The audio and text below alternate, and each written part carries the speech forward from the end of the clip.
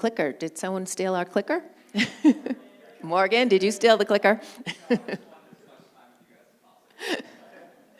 So anyway, the person who is getting the clicker, that is Brett Geeser, and he is the Director of Digital Media Marketing at Transform Holdco. Hi. And welcome, Brett. Hi, my name is Brett Geeser.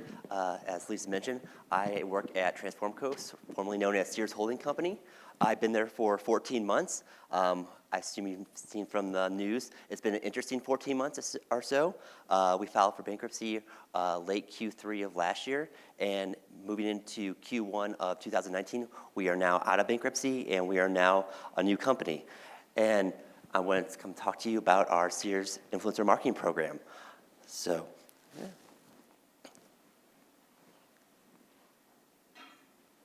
All right, great. So I just want to do a short background. We started with developing an influencer marketing program back in February of this year. We reached out to multiple partners in the agency world in regards to reaching who has the best roster in terms of influencers. We went through multiple RFPs, understanding who would best fit the brand, and really try to fit the influencers with our new target audience. We were trying to focus on millennial families, people who are interested in DIY, home renovation, and really trying to understand where we want Sears to become the fabric of our new consumers in the United States. As you know, we've had some major issues, and we're trying to rebrand and become profitable at the same time. So with this influencer marketing program, we really want to target the baby boomers' children. The baby boomers are very familiar with the brand. They've been shopping with us for decades. We're a 126-year-old company, and so we do definitely have a presence in the space. Part of the program, as I mentioned before, is really to target those young millennial families. And so, next slide. That's right. Great. So the focus was focusing on key sales periods in Q1 and Q2 of this year, focusing on July 4th sales period and the Memorial Day sales period. We really wanted to capture a significant buzz and generation of site traffic to Sears.com. We were thinking about what channels would be best in terms of reaching that target audience. Facebook, Instagram, Pinterest. Those were the key main channels that we wanted to focus on and to drive positive buzz. Working with not only Viral Nation, which is our influencer marketing agency, I was also working with our branding team at Sears with Stacy Wolko and Sarah Ozzie. Give them a shout out there. This is the first time we've kind of broken down the silos between branding marketing and performance marketing, and really trying to bring those two channels together to have a positive performance for Sears.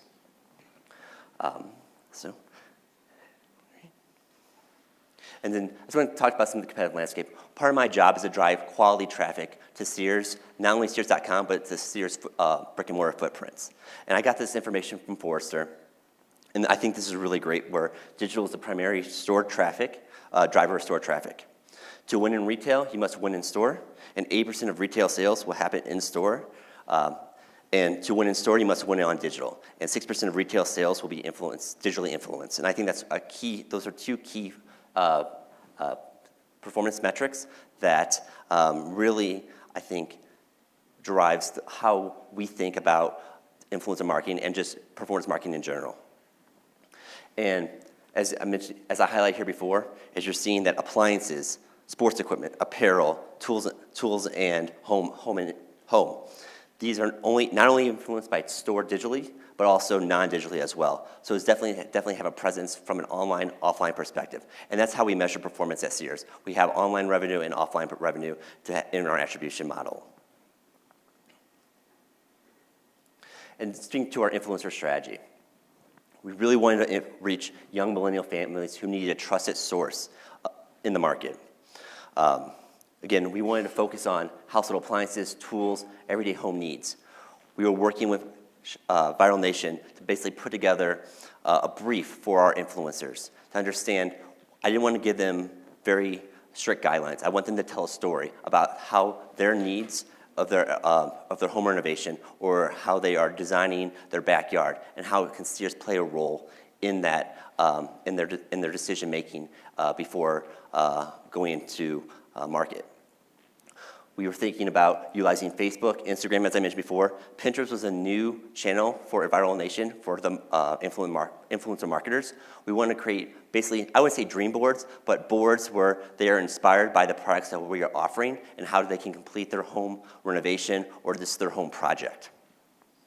Again, for our programs, we focus on 1 to 2 macro influencers, and they're producing about 1 to 2 pieces of content for Facebook, Instagram, and Pinterest. We're also taking that content and pushing that out to social publishers as well. Additionally, we also added 2 to 3 mid-tier influencers. Again, 1 to 2 pieces of content and repurposing that content on social publishers.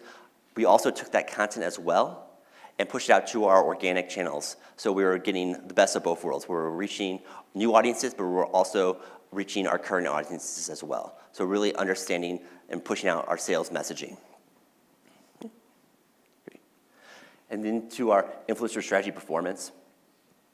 We came up with some target, this is our first time we've actually ran an influencer marketing program. So we really were, I wouldn't say flying blind, but we didn't really have an understanding of how things were gonna perform in the market.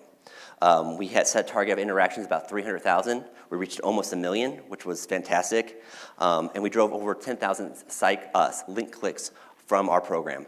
And we did this within 3 to 5 days of activating the program. So it was really great having short bursts of driving quality traffic in a target audience that we want to get to Sears.com to focus on the Memorial Day and July 4th sale.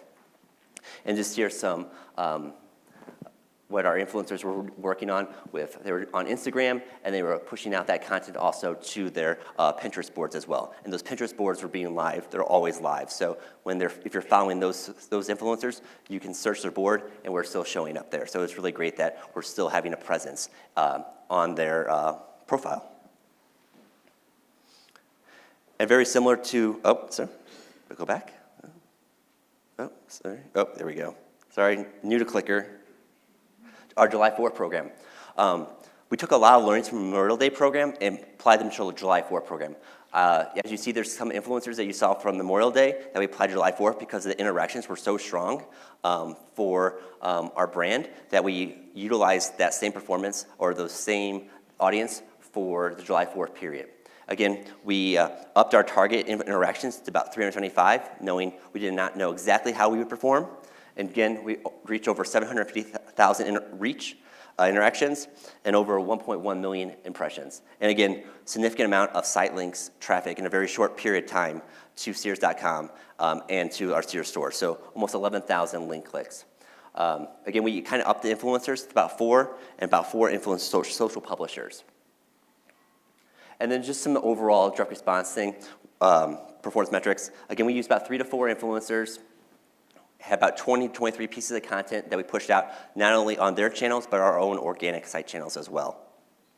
And drove close to 10 to 11,000 clicks per program in about 3 to 5 days for every sales period. So it was I thought it was a tremendous amount of success driving high quality traffic to Sears.com. And I also want to give a shout out. This was the first time that we really worked together with our branding teams and our direct response team. So the leadership was really open to these new ideas. As we're coming out of bankruptcy, we are definitely trying to make a presence in the space and have an influence in that space. And so Peter Boutros, who's in charge as our Chief Branding Officer, and Peter Lai, who's our Chief Digital Officer, they played a pivotal role in greenlighting this project so we could actually put into market and have some type of presence and a positive presence in the space, not only in Facebook, Pinterest, and in Instagram. I'm sorry I can't share much revenue totals as I'm not allowed to share, but again, social influencers are a big part of our program moving into 2020, and we want to continue with working with Viral Nation and come up with additional ideas such as brand ambassadors, really showcasing products that we have at Sears, and actually having our influencers use those products and showcase how the ease, the quality, and the price point where Sears can be competitive with our other competitors in market. So thank you. Okay, I'm great. happy to ask any questions. Does anyone have any questions for Brett? I do, actually. You talked about, I mean, you obviously had so much success with these influencers, and you always did it on, you highlighted it, having it for some sort of holiday.